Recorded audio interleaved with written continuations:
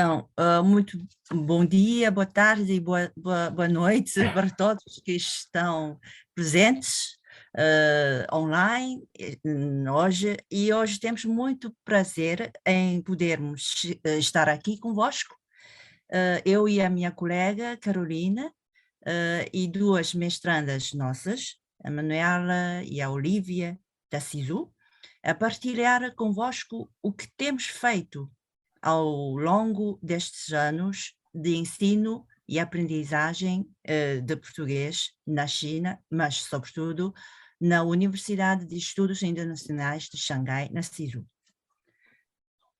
A abertura do curso de português em cada vez mais instituições chinesas, eu vou atualizar um pouco os dados que o Rui acabou de mencionar.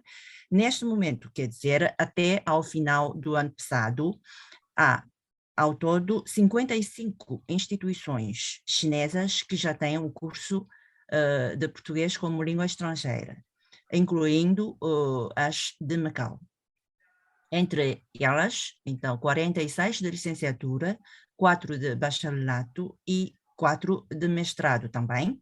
Quer dizer, então, nós já temos bastantes universidades que já abriram o curso de mestrado também.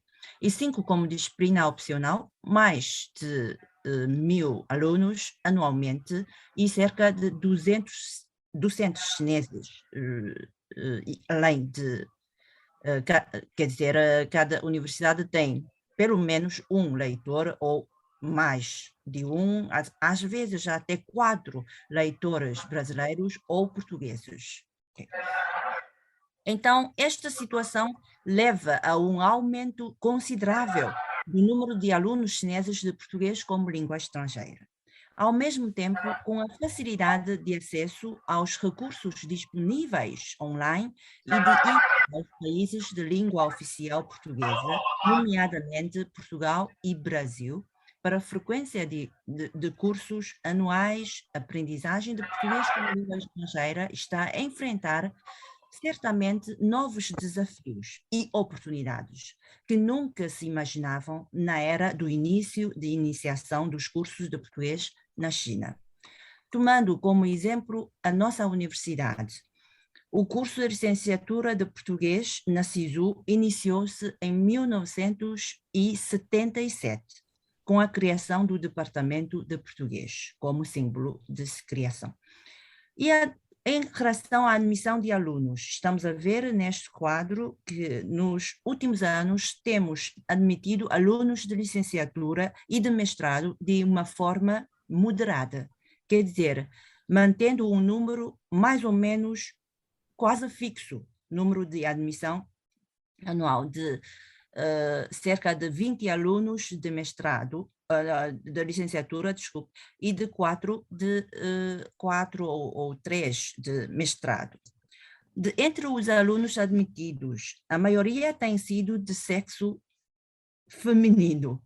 Não sei se em Portugal também acontece a mesma coisa, mas esta situação repete-se em toda a universidade. Em 2000, uma coisa interessante, em 2011 nós tivemos uma turma de apenas alunas, o que não foi repetido mais tarde. Não digo que felizmente ou infelizmente, mas é uma situação muito comum nas universidades de línguas estrangeiras.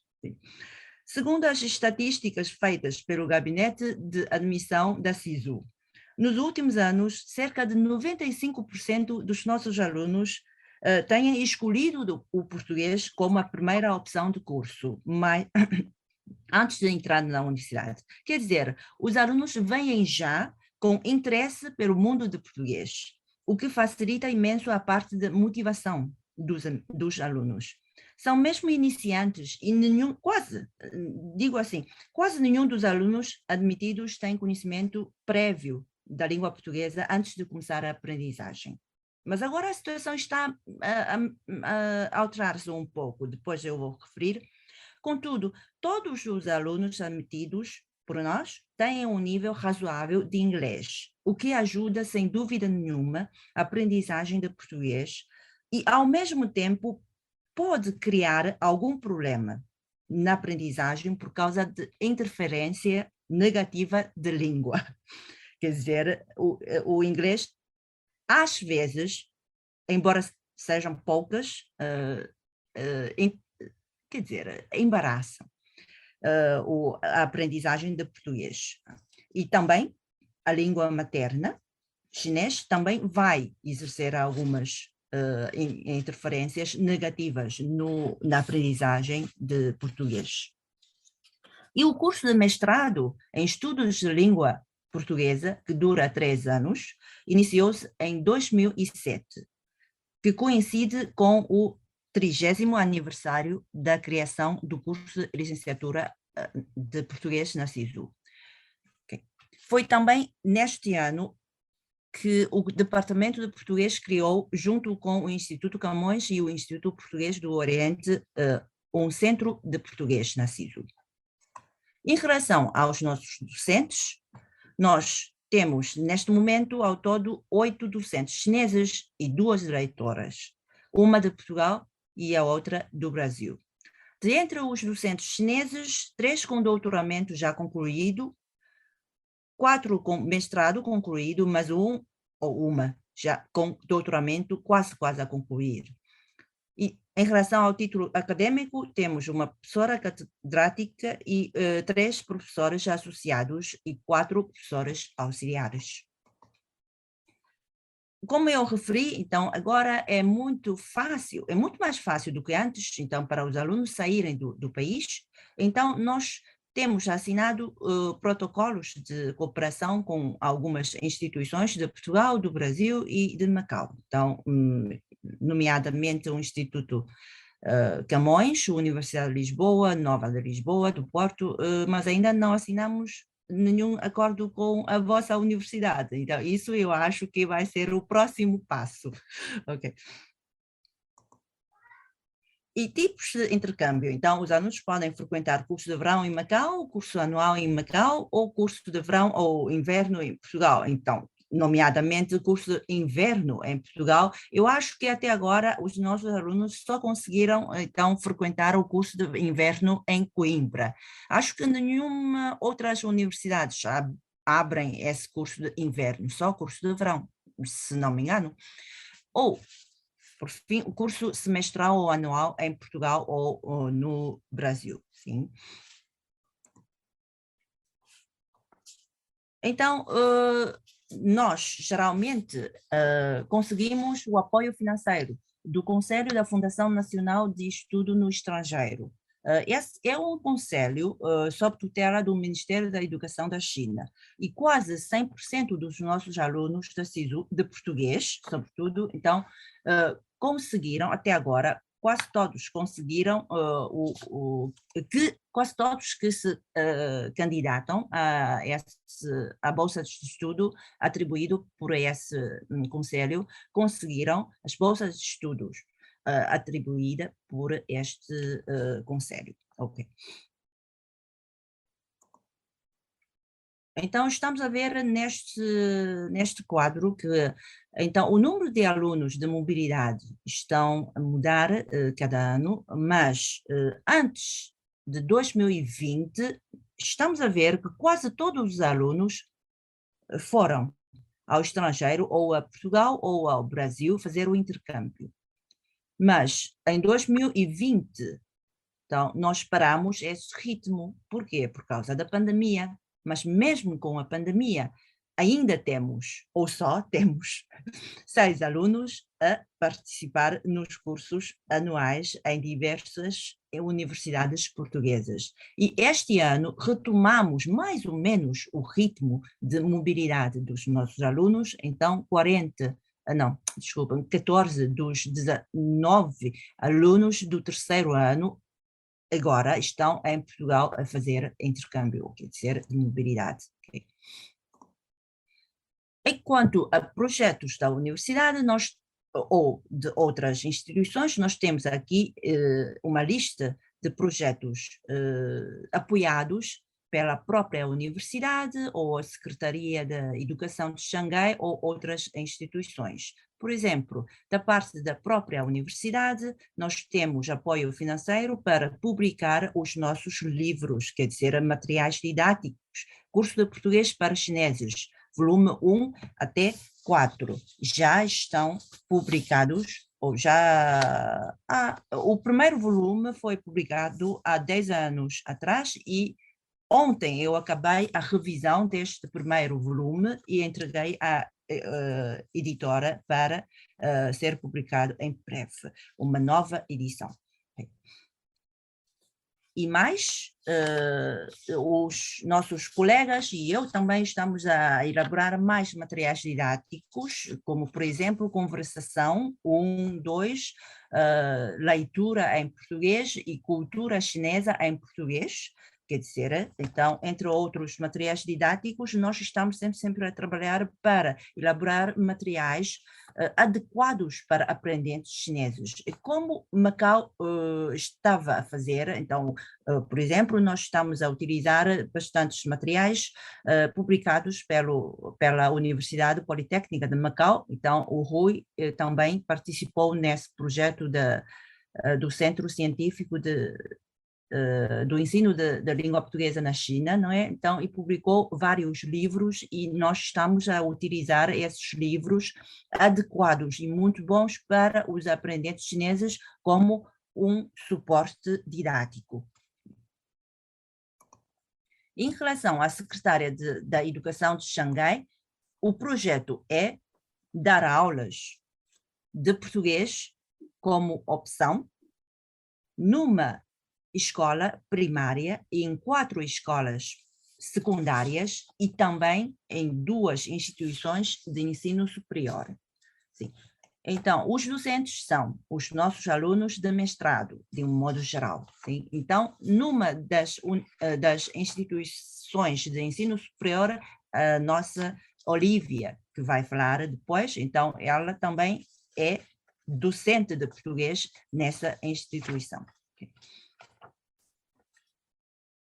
E também com base no ensino de português como língua estrangeira nas escolas secundárias, nós também elaboramos um material para adolescentes, cujo título é Olá Português. E, em relação à Embaixada de Portugal em Pequim, através do Camões, então nós temos feito bastantes trabalhos, então, incluindo um catálogo de autores portugueses publicados na China. Sim, eu ajudei em colecionar dados para a publicação deste catálogo e também fiz em chinês e em português o prefácio. E depois, com apoio financeiro da Embaixada ou do Instituto Camões, através da Embaixada, nós publicamos uma série de traduções de Sofia de Mello, de Anderson e de Fanny Owen, de Os Cus de Judas, autores famosos portugueses, sim, e daqui a um mês e a 2 meses já vão publicar mais 2 livros, então um de José Cardoso Pires e o outro Mira, de Maria Velho da Costa. E assinamos um protocolo de criação de um centro de LAP, quer dizer, de um LAP para realizar os exames do CAPLE com a Universidade de Lisboa, e até agora nós já realizamos 2 edições dos exames. Este ano os exames foram cancelados por causa da pandemia. E convidamos alguns especialistas em diferentes áreas, por exemplo, o professor Carlos Andrés, sim, então, como ex-diretor da Faculdade de Letras de Coimbra, sim, agora ele é professor convidado da nossa universidade e cada ano ele dá 4 ou 3 semanas de aulas, ou palestras, ou workshops para os nossos alunos de licenciatura, de mestrado e também dá curso de formação aos nossos docentes de português. Então, o que temos feito tem sempre um objetivo: pôr em prática o que os docentes ensinam e os alunos aprendem no processo de ensino e aprendizagem. Não sou protagonista, nunca sou, desta cena, porque cada um dos nossos docentes e alunos desempenha o seu próprio papel neste processo. Os docentes, além de dar aulas, têm organizado e participado em atividades extracurriculares, como café literário, clube de leitura, etc. Os alunos têm participado nas atividades ativamente, como, por exemplo, na recepção da visita do ex-presidente de Portugal e do atual Acisu, e mais lançamento das publicações dos docentes, entre outros eventos. Como diz uma expressão idiomática em chinês, lançar o tijolo para apresentar ou atrair o jade. Eu já lancei o tijolo e agora já é a vez dos nossos jades a apresentar os conteúdos seguintes. Obrigada pela atenção e vou convidar e vou passar as palavras para a nossa professora Carolina Ku.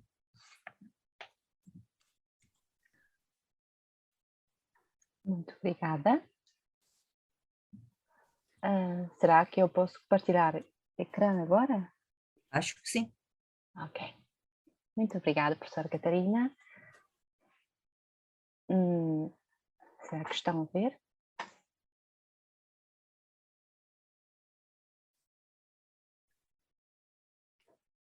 Sim, sim. Sim. Ok, muito bem. Então, muito bom dia, ou boa noite, ou boa tarde a todos. Sou a Carolina, estou muito feliz por ter esta oportunidade de apresentar-vos as aulas de português na nossa universidade. De uma forma geral, a CISO oferece um curso de 4 anos aos alunos de língua e cultura portuguesas. Como se mostra neste PowerPoint, temos diferentes cadeiras para as diferentes fases de estudo. O nosso ensino focaliza sempre a aprendizagem de língua e cultura lusófona. Os alunos começam a aprender a pronunciar as letras e desenvolvem a sua capacidade de falar, compreender, ler e traduzir em português ao longo do processo. Para além disso, prestamos também muita atenção ao desenvolvimento da capacidade de aprendizagem e da visão global. Isto é, os alunos devem aprender a tomar a iniciativa de explorar o mundo com o português e saber apresentar-se ao mundo em português. Tomamos como exemplo as aulas de leitura. Trata-se de uma cadeira destinada aos alunos do 3º ano. Temos como focos principais acompanhar os alunos a aprender como analisar os textos, como adotar diferentes estratégias de leitura para textos de diferentes géneros e como continuar a explorar o tema de cada aula. Numa das aulas de leitura, por exemplo, lemos um texto intitulado O Bater do Coração, em que se fala dos caracteres chineses a partir do ponto de vista de um português. Foi assim que se organizou a aula. Antes da leitura, pedimos aos alunos para refletirem sobre a seguinte questão. É assim, imagina que tem um amigo português interessado pelos caracteres chineses, vem pedir-lhe informações sobre a matéria. O que é que vai dizer? Logo no princípio da aula, antes de lerem o texto, os alunos partilharem as suas ideias sobre essa questão. Durante este processo, viemos assim a falar sobre a língua chinesa em português, nomeadamente a sua história, a quantidade de caracteres que contém, a quantidade dos caracteres mais usuais, etc. E também as maneiras de formação dos caracteres, como por exemplo, pictograma, ideograma, idiopictograma, fonograma, entre outros aspectos. Ao iniciar a leitura, pedimos aos alunos para se concentrarem na compreensão da ideia geral do texto, enquanto tentarem delinear a estrutura do mesmo. o qual pode ser dividido principalmente em 3 partes, abordando uma apresentação geral dos caracteres chineses, as formas da sua formação e a sua combinação. Depois disto, serão analisados os detalhes de cada parte. Na apresentação geral, explicam-se as diferenças entre os caracteres chineses e as letras de línguas ocidentais. E na parte em que se fala da formação dos caracteres, foram apresentadas principalmente 2 maneiras de formação, como se vê aqui. E na parte que trata a combinação dos caracteres, foram ilustradas as diversas formas com que se geram novas palavras, através da combinação de 2 caracteres, como se mostram aqui nestes exemplos e também nestes.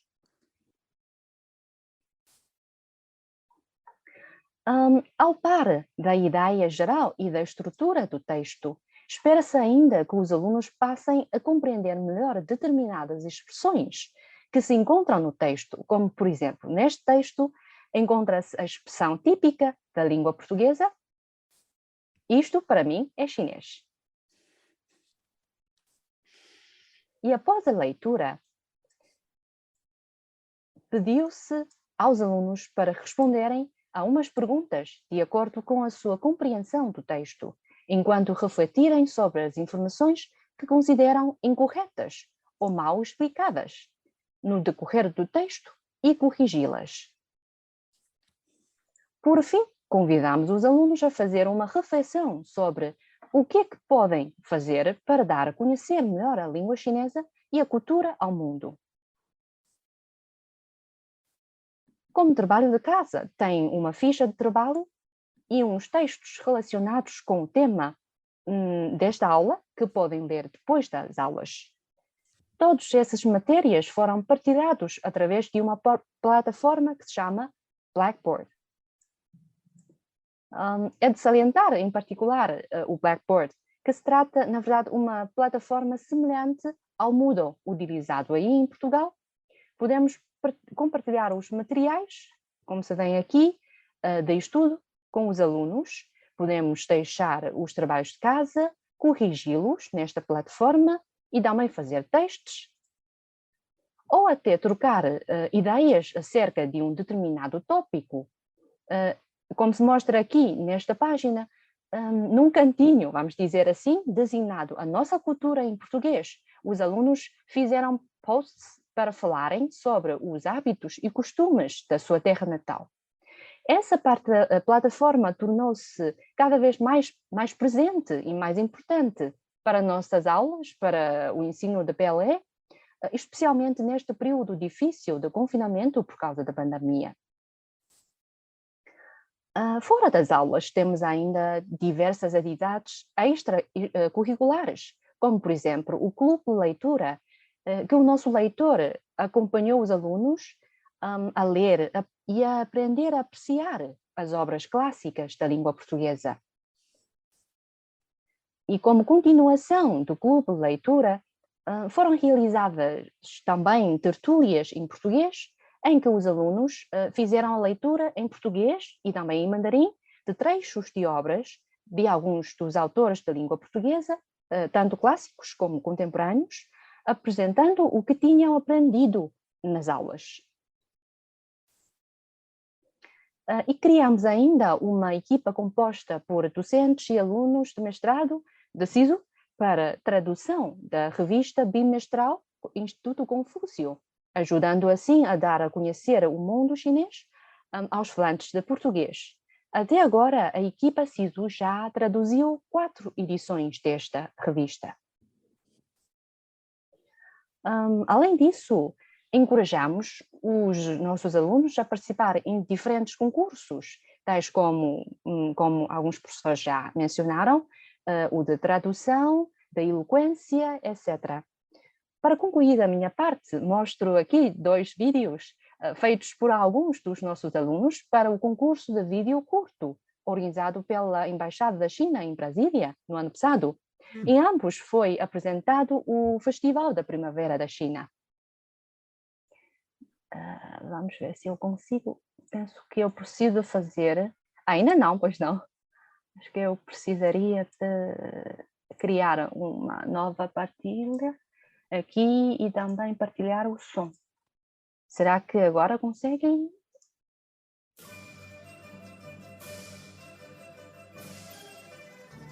O primeiro dia do calendário lunar, conhecido como Festival da Primavera ou Ano Novo Chinês, que é o festival tradicional mais importante do povo chinês, juntamente com o Festival de Xinmin, o Festival Barco da Cão e o Festival Meio Dia do Ano, é conhecido como um dos 4 principais festivais tradicionais da China.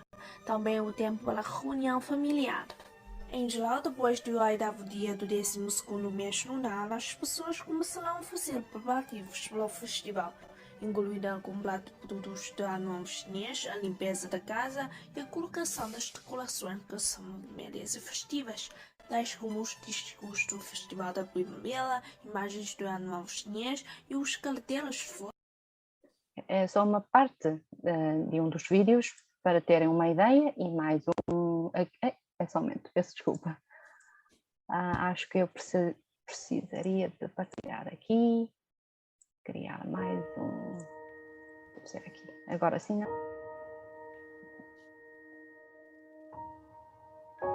翻开日历，2021年的春节又将来临。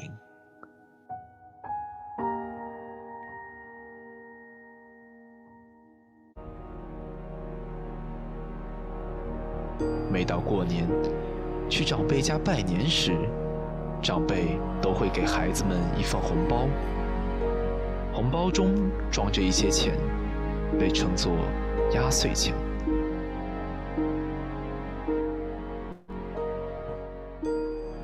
据说很久之前，压岁钱是用来辟邪的，孩子们拿到压岁钱，寓意将平平安安地度过一年。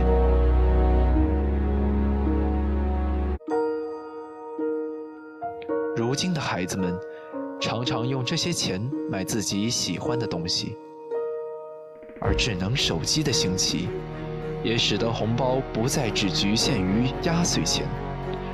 如今每逢过年，人们也会在微信群中互发红包，表达祝福。从纸质的到线上的，从传统的到现代的，时代在变化，春节文化也在顺应着时代传承下去。